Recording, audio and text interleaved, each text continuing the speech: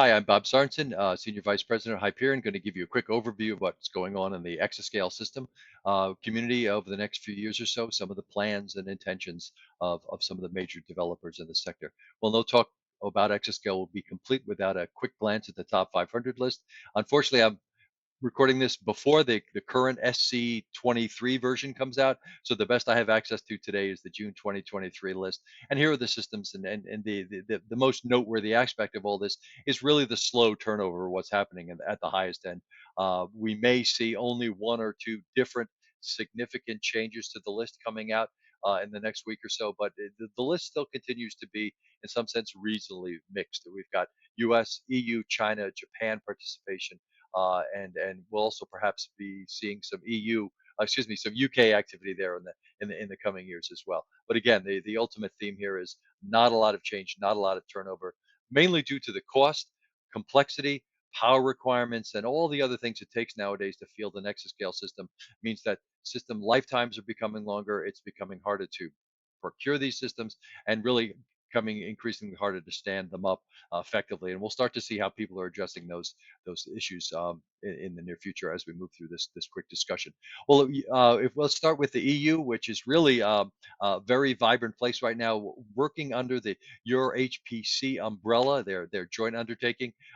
Basically, 33 member states have aggressively moved forward to install a wide range of HPCs all around the European community, creating, in some sense, a relatively sophisticated federated network that allows access by these 33 member nations to have access to a wide range of HPC architectures and variants of different kinds of machines. And this is just a real example of what's going on there.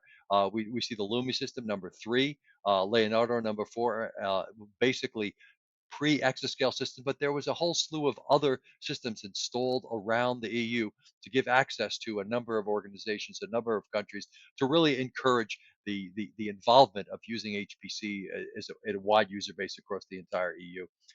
As you can see here, there were a number of systems installed in the last year or so. Well, the EU has planned for its first exascale system for delivery in 2024. It'll be installed at the Jülich Supercomputing Center.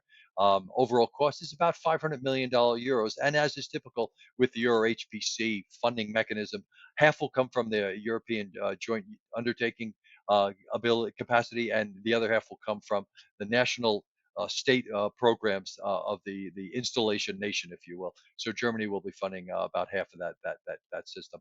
This is really, in my mind, the prototype for what I would call the neo exascale system. It's not just a straight line projection of current systems where you have heterogeneous architectures and you just add more and more capability. It's more about, as this graphic shows, a modular, scalable architecture. The idea that you have different kinds of partitions, whether they be CPU centric, GPU accelerated, memory centric for data analytics. Are they and with future capabilities to plug in quantum modules as well as say neuromorphic as the technology evolves? It's really a way to look at a heterogeneous architecture that's designed to address specific workloads. The system will be based on Evident-Bull Sequana X H300 technology. What's interesting is that part of the partnership of the development of the system brings in a company called Partech AG, which specializes in the development and manufacture of modular supercomputers and quantum systems. This is really a harbinger of things to come in the European community's vision of merging quantum and exascale systems to develop a much more integrated and tightly coupled hybrid capability, which I think we're going to start to see really bear fruit about, say, 2027 in terms of what's going on in the EU. Of course, this will be a Cyperl ARM-based RIA processor as well as NVIDIA GPU systems.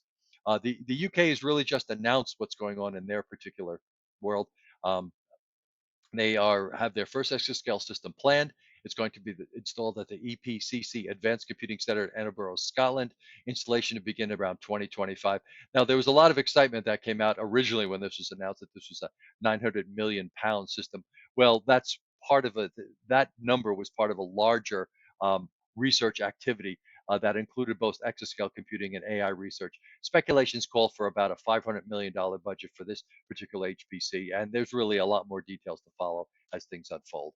Well, if we move now to Japan in terms of what's going with Fugaku, Again, not a straight line projection of the Fugaku system, much more emphasis on heterogeneous architectures, partitions, and meeting a wide variety of HPC workloads. More details to follow, but the bottom line there is it may be a number of years before that Fugaku next system is actually stood up.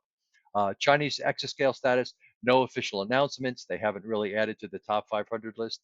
There is some strong evidence that they could probably have 5 or more systems on the top 10 list if they were interested in reporting. But frankly, for political reasons, they have really withdrawn from that particular activity. Work, however, is being done and documented. If you go to a presentation on Wednesday at SC, you'll see a 5 exaflop demonstration. That's of course in the high performance impact MIC precision benchmark, where they discuss what it took to basically harness the computational capabilities of a 40 million core Sunway supercomputer. We know all about really what's going on in terms of the U.S. exascale status. Frontier has been installed and up is running. We may see Aurora coming out very soon, maybe even on this Type 500 list. El Capitan is bound for fully deployed perhaps by next year. But really, what's happening in terms of future plans for the U.S. procurements, I think, really can be highlighted by what came out in a recent National Academy study that really talked about some of the concerns of procurement process within U.S. government, as certainly at the highest end of computing. Semiconductor manufacturing is in the hands of offshore suppliers. Exascale system vendor selection process is limited to the number of vendors that are out there, and software concerns and cloud service providers. All sorts of things are swirling about around what's going to take for the U.S. government and the U.S. exascale plans to go forward. As we said, straight line trajectories of current systems are probably not the way to go. We're going to see this kind of modular, heterogeneous architectures working into some of the U.S. exascale systems going forward, but only time will tell. Well, that was a real quick and dirty. If you have any questions about what additional comments or concerns about what I discussed here today, let me know. Otherwise, we hope you enjoy the rest of our presentations today, and thank you for listening in.